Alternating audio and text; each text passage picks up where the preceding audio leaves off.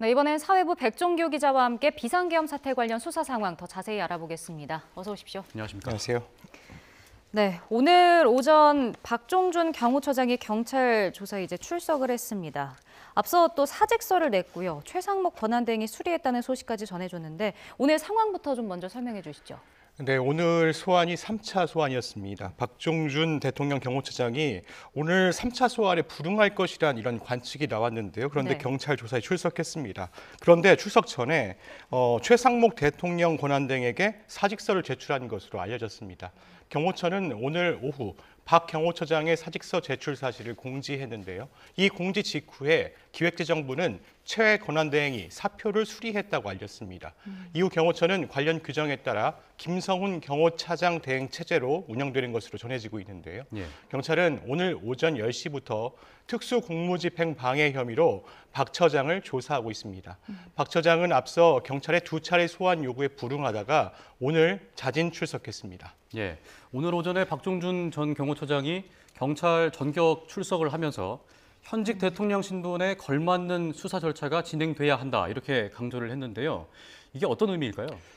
네, 경찰 안팎에서는 박종준 처장이 조사에 계속 불응하거나 아니면 변호인을 선임해서 출석 일정을 연기하거나 아니면 3차 최종 출석 요구에 응하는 방안 등 다양한 시나리오가 예상이 됐습니다. 결국 박 처장 막판에 변호인을 선임해서 최종 출석 요구에 응하는 방식을 선택했는데요. 박 처장은 현직 대통령 신분에 걸맞은 수사 절차가 진행돼야 한다고 강조했습니다.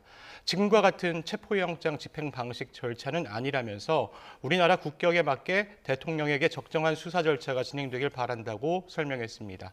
적법하게 발부된 체포영장을 막느냐는 질문에는 여러 법리적 이론이 있어서 수사 과정에서 말하겠다고 말을 아꼈습니다. 대통령이 수사기관에 체포를 당해 수사를 받는 것 자체를 용납할 수 없다는 의미이기도 한데요. 그러니까 윤 대통령에 대한 2차 출석 요구에, 그러니까 윤 대통령에 대한 2차 체포영장 집행을 경찰이 하는 것은 이제 부당하다 이런 메시지를 강조한 것으로 보입니다. 네. 전격적인 출석부터 조사 도중 사직 사실까지 모두 공개됐는데요. 경찰이 경찰청 이제 차장 출신인 박 처장에게 허를 찔렸다는 분석도 나옵니다. 경찰은 박 처장은 오늘 세 번째 출석 요구에 불응할 가능성이 커서 체포영장 신청 등 강제 수사를 검토하고 있었던 것으로 전해지고 있습니다. 네. 2차례 소환 요구에는 불응하다가 이번에 출석을 한 건데 앞서 설명해 주신 것처럼 당초 예상으로는 이번에도 불응할 가능성이 좀 있다라는 관측도 있었거든요. 왜 이렇게 출석을 했을까요? 그 이유가 뭘까요? 네, 박 처장은 경찰에 출석할 경우 자칫 긴급 체포를 당할 위험이 있음에도 출석을 결정한 것은 윤석열 대통령의 지지층을 결집하려는 의도로 보인다는 분석이 많습니다. 이유를 보면요. 박 처장은 출석 여부와 그리고 시간을 미리 언론에 알렸습니다. 그리고 미리 준비해온 메시지를 읽은 것으로 보이는데요. 박 처장은 지난 5일에도 서면이 아닌 영상을 통해서 체포영장 집행 관련 입장을 발표하기도 했습니다. 이후 윤석열 대통령 지지자들이 경호처를 적극 옹호하면서 결집하는 일이 벌어졌습니다. 박 처장 조사에 응한 상황에서 긴급 체포나 구속영장 신청이 이루어지면 경찰 수사에 대한 윤 대통령 지지층의 저항도 더 강해질 것으로 보이는데요. 자진 출석했으니까 사실 도주 우려 등이 없다는 이유로 영장이 기각될 가능성도 염두에 뒀을 것으로 보입니다. 예. 또 윤 대통령의 2차 체포영장 집행을 앞두고 박종준 전 경호처장이 경찰에 출석을 하면서 이번 사건의 중대 분수령을 맞았다. 그러니까 다시 말해서 전환점을 맞았다. 이렇게 보는 분석들도 있더라고요. 네, 경찰이 이제 사안의 중대성 등을 고려해서 박 처장을 조사 도중에 긴급 체포한 뒤에 구속영장을 신청할 가능성도 있습니다. 예. 그런데 김성훈 차장이 이제 직무대행이라고 말씀드렸잖아요. 사실 내일 경찰의 소환 통보를 받았어요. 이번이 3차 소환 통보입니다. 예. 김 차장이 내일 경찰 소환 통보에 응할지가 주목이 됐는데요. 불출석한다면 경찰은 체포영장을 신청할 가능성도 있습니다. 그렇다면 경호처 처장과 차장이 모두 공석이 될 수도 있는 상황이 벌어집니다. 윤 대통령에 대한 2차 체포영장 집행을 앞두고 경호처는 이렇게 되면 지휘부를 잃어서 힘이 빠지게 되는 건데요. 이 때문에 김성훈 차장의 내일 경찰 출석 여부가 윤 대통령의 2차 체포영장 집행을 앞두고 변곡점이 될 수 있다. 이런 평가가 나옵니다. 네, 박 처장의 이번 출석으로 경찰의 전략에도 좀 수정이 불가피하지 않을까라는 생각이 드는데, 그럼 경찰이 지금까지는 어떤 방식으로 윤 대통령에 대한 2차 체포영장 집행을 좀 하려고 했던 걸까요? 네, 오늘까지 아침까지만 해도요. 경호처장이 경찰 소환에 불응한 상황이었거든요. 경호처 차장 그리고 이광우 경호본부장, 이진하 경비안전본부장들도 모두 경찰에 출석하지 않은 상태였습니다. 경찰은 이들의 이제 강제 수사 방식인 체포영장을 발부받아서 윤 대통령 체포영장과 함께 집행할 경우 저항하는 경호처의 힘을 뺄 수 있다 이렇게 분석한 것으로 보입니다. 네. 그런데 박종준 경호처장이 오늘 출석을 하면서 경찰의 영장 집행 시나리오도 일부 꼬인 것으로 보이는데요. 박 처장은 경호처 휘하 간부에 대한 선처를 간접적으로 유도했다는 분석도 나옵니다. 경호처 간부가 줄줄이 입건되고 소환에 불응하는 상황에서 자신이 체포 등 모든 가능성을 떠안겠다는 이제 포석을 깔았다는 분석도 나오는데요. 경호 책임자들이 모두 현장에서 배제될 경우 체포영장 집행에 더 큰 차질이 생기는 상황을 방지하기 위한 이제 출석이라는 해석도 나옵니다. 이로써 모두 경호처 내부 출신인 이들이 경호처 출신인 박종준 처장 대신 2차 체포 작전에 책임을 질 것으로 보입니다. 예, 그런 해석들이 나오지만 박종준 전 경호처장이 경찰의 3차 소환 통보에 응하자마자 대통령 측에서는 이에 반발하는 메시지를 또 냈는데 어떤 내용이 담겼습니까? 네, 국가안보의 중대한 위해를 좌초하는 것이다 이렇게 강조하고 나섰습니다. 그러면서 지금의 상황은 자신의 임무를 다하는 이들이 그 소임을 저버리도록 하는 것이다. 국가 안보마저 개의치 않겠다는 비정상적인 행위라고 밝혔습니다. 또 불법 체포영장의 집행을 거부하고 군사상 비밀 장소에 대한 수색을 거부한 것은 법치주의와 법률에 근거한 당연한 조치라고 설명하기도 했습니다. 오히려 위법한 공무집행을 강행하려는 공수처와 경찰의 책임이 지적돼야 한다 이렇게도 이제 언급을 했는데요. 또 공수처는 불법 영장 집행에 대해 특수 공무집행 방해 등의 혐의로 검찰에 고발돼 있다고도 설명했습니다. 그러면서 검찰에게 즉시 공수처에 대한 소환 일정을 통보해라 이렇게 주장하기도 했습니다. 그리고 국방부가 또 체포영장 집행 저지에 군 병력을 투입하지 않겠다고 했습니다. 윤 대통령 측이 이에 대해서도 비판의 목소리를 냈죠. 네, 윤석열 대통령 측 윤곽근 변호사가요 이에 대해서 입장문을 냈습니다. 이런 통보를 지시한 국방부 최고 책임자는 직무유기를 넘어서 나라의 안보를 해치는 반국가 행위를 한 것이므로 엄정한 법적 책임을 져야 할 것이라고 주장했습니다. 네. 이어 대통령 관저를 경비하는 55 경비단 임무는 국가보안시설이자 국가기밀보호구역인 대통령 관저 외곽을 경비하는 것이라며 경호처 지휘에 따라서 관저를 보호해야 한다고 강조했습니다. 윤석열 대통령 측은 김선호 국방부 장관 직무대행이 외곽 경비를 담당하는 육군 수방사 소속 55 경비단 부대장에게 연락을 해서 경찰과의 물리적 충돌이 있어서는 안 된다는 지침을 내린 것도 비판했습니다. 그러면서 경비 병력은 위법하고 부당한 지시를 따를 의무가 없다 이렇게 강조하기도 했습니다. 예. 반면에 지금 대통령 체포영장을 재발부받은 공수처가 재집행 의지를 거듭 강조하는 상황입니다. 2차 체포영장 집행에 나서려는 분위기는 감지가 되고 있나요? 네, 공조수사본부가 지난 7일 날 서부지방법원에서 체포영장을 재발부받았거든요. 그러니까 오늘로 나흘째입니다. 네. 그런데 공수처 아직 특별한 움직임은 보이지가 않고 있습니다. 경찰과 협의를 이어가면서 구체적인 집행 시기와 방법 등 계획을 짜고 있는 것으로 알려지고 있는데요. 이미 1차 집행 시도에 실패해서 비판에 직면한 만큼 2차 집행 시도에 대한 내용을 보완하고 신경을 쓰고 있는 것으로 보입니다. 이 때문에 영장 유효기간 등도 밝히지 않고 있는데요.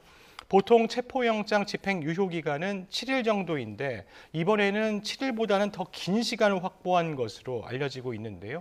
2주가량 영장 집행 시효를 확보한 것으로도 전해지고 있습니다. 다만 정확한 집행 시효는 이제 알려지지는 않고 있습니다. 네, 지금 또 경찰이 수도권 광역수사단 소속 수사 책임자들을 부르고 어제는 또 그 수사관 동원력을 담은 공문도 보냈었잖아요. 이런 상황을 봤을 때 그럼 영장 재집행이 좀 임박했다 이렇게 봐도 되는 건가요? 네, 이 같은 상황을 봤을 때 체포영장 집행이 임박했다 이런 관측이 나오는데 예단하기는 좀 어렵습니다. 윤석열 대통령에 대한 1차 체포영장 집행 시도에 실패한 만큼 인력을 늘리겠다는 것은 분명합니다. 네. 경찰은 윤석열 대통령 2차 체포영장 집행을 앞두고 현장에 투입될 지휘관들을 오늘 소집했습니다. 경찰청 국가수사본부는 오늘 오후 2시에 서울과 경기 등 수도권 광역수사단 책임자들을 국수본에 모이라고 전달을 했습니다. 소집 대상은 각 수사단의 형사기동대장, 마약범죄수사대장 등 지휘관들로 알려지고 있는데요. 네. 국수본은 2차 체포영장 집행의 구체적인 계획을 공유하고 실현 가능성과 법적 문제 등을 논의한 것으로 보입니다. 예. 이 자리에 모인 이제 지휘관들이 총경급 간부들인데요. 2시간가량 회의를 진행한 것으로 확인이 됐습니다. 예. 경찰이 어제 수도권 광역수사단과 안보수사대, 마수대 등의 수사 동원령을 담은 공문을 보내기도 했는데요. 형사기동대에는 어떤 경찰 인력을 말하는 거죠? 네, 형사기동대는 이제 해당 지방청이 있습니다. 해당 지방청 안에 있는 사건만을 맡는 게 아니라 예. 외부 관할을 넘나들면서 외부 사건도 맡고 있거든요. 예. 강력 범죄에 신속하게 대응하는 조직입니다. 아, 광역 사건과 사회적 관심도가 큰 사건에 이제 수사 형사 기동대가 이 전담을 하게 되는 거거든요. 이제 수도권 형사 기동대원들 보면 한 500명 정도가 된다고 해요. 그런데 이제 상당수가 이게 동원될 것으로 보입니다. 여기에 마약과 안보, 말씀하신 대로 마수대 이렇게 형사들도 추가 합류하면 1000여 명의 인력에 달할 것으로 보입니다. 다만 이 공문에는 정확한 날짜와 시간, 동원 규모는 명시돼 있지 않습니다. 형사기동대 전문 인력들이 공무집행 방해 혐의를 받는 경호처 직원들을 직접 조치할 것으로 보이는데요. 네. 또 야간 집행 가능성도 나오고 있는데 일단 사람들이 다치는 일이 벌어지면 책임론이 제기될 수 있기 때문에 야간보다는 주간 집행 가능성이 높다는 분석도 나옵니다. 아. 네. 그런가 하면 김용현 전 국방부 장관 내란죄와 직권남용 권리행사 방해 혐의 등으로 구속 상태로 재판에 넘겨졌는데 오늘 김 전 장관 변호인단이 기자 간담회를 열었습니다. 비상계엄 수사가 내란 행위다 이렇게 주장을 했는데 이거 어떤 의미였습니까? 네, 김 전 장관 변호인단은 내란죄 수사가 윤 대통령을 정치적으로 제거하려는 정치 세력이 주도한 실질적 내란이다 이렇게 강조했습니다. 네. 검찰의 공소장은 이제 내란의 주체를 윤 대통령이라고 잘못 기재한 오답 노트다 이렇게 주장하기도 했습니다. 또 김 전 장관의 공소장 전체 페이지가 83페이지거든요. 근데 이 한 페이지에 직권남용 관련 공소사실이 있어요. 이것을 이제 비판하면서 검찰의 수사 권한이 있는 부분이 한 페이지뿐이다 이렇게 설명하기도 했습니다. 그러면서 억지로 직권남용 공소사실을 끼워 넣어서 전체 수사의 불법을 은폐하고 있다고 주장하기도 했는데요.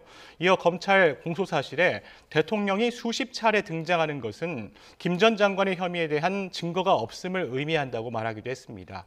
또 대통령에 대한 피의 사실을 공표하고 누명을 씌워서 여론 재판을 하려는 치졸한 의도라고 반발하기도 했습니다. 김 전 장관 변호인은 윤 대통령도 엄호했거든요. 결국 2차 이제 체포영장 집행이 임박했다는 관측이 나오자 윤 대통령 측은 물론 또 경호처 그리고 김 전 장관 측까지 여론전에 이제 나서는 것으로 보입니다. 예. 네. 윤석열 대통령을 지지하는 사람들이 모여서 체포를 막아달라는 메시지를 보내는 것 같은 분위기도 이제 풍기고 있습니다. 예. 또 그런가 하면 국가인권위원회가 지금 대통령의 방어권을 보장해야 한다. 이런 안건을 전원위원회에 상정한 사실이 뒤늦게 확인이 되면서 시민사회계 또 인권위 내부에서도 지금 비판의 목소리가 나오고 있다고 하는데 이건 또 어떤 내용이죠? 네, 이 안건은 김용원, 한석훈, 김종민, 이한별, 강정혜 비상임위원 등 5명이 발의를 했어요. 그런데 안창호 위원장이 결재까지 했다고 합니다. 해당 안건의 내용을 보면요. 헌법재판소장에게 윤 대통령의 탄핵심판 방어권을 철저히 보장할 것 등을 권고하는 내용이 담겼는데요. 또 서울중앙지방법원장에게는 계엄 관련 재판에서 체포와 구속을 엄격하게 심사하고 보석을 적극 허가해달라 이렇게 이야기했고요. 검찰총장에게는 불구속 수사를 할 것과 구속영장 청구를 남발하지 말 것을 권고하기도 했습니다. 네. 또 국회의장에게는 한덕수 국무총리에 대한 탄핵 소추를 철회하도록 권고하기도 했는데요. 또 계엄 선포는 헌법이 대통령에게 부여한 고유 권한인 만큼 대통령이 계엄 선포를 결심한 이상 세부적인 계획 수립은 잘못도 비난받을 일도 아니라고 밝히기도 했습니다. 국회가 야당의 의석 숫자를 무기 삼아서 정당한 사유 없이 탄핵 소추안 발의를 남용해 온 게 오히려 국헌 문란이라 적기도 했습니다. 이에 대해서 시민단체들이 모인 인권위 바로잡기 공동행동은 해당 안건을 즉각 철회하라고 촉구했습니다. 모든 사람의 인권과 존엄을 보장하고 차별을 방지하는 인권위의 목적에 부합하지 않는다고 강조한 건데요. 인권위 내부에서도 비판의 목소리가 나오고 있습니다. 이 같은 사실이 논란이 되자 안건을 상정한 상임위원들은 국가 위기 극복을 위한 조치라는 입장을 다시 내놓기도 했습니다. 알겠습니다. 오늘 여기까지 듣겠습니다. 지금까지 사회부 백종규 기자였습니다. 네, 고맙습니다. 고맙습니다.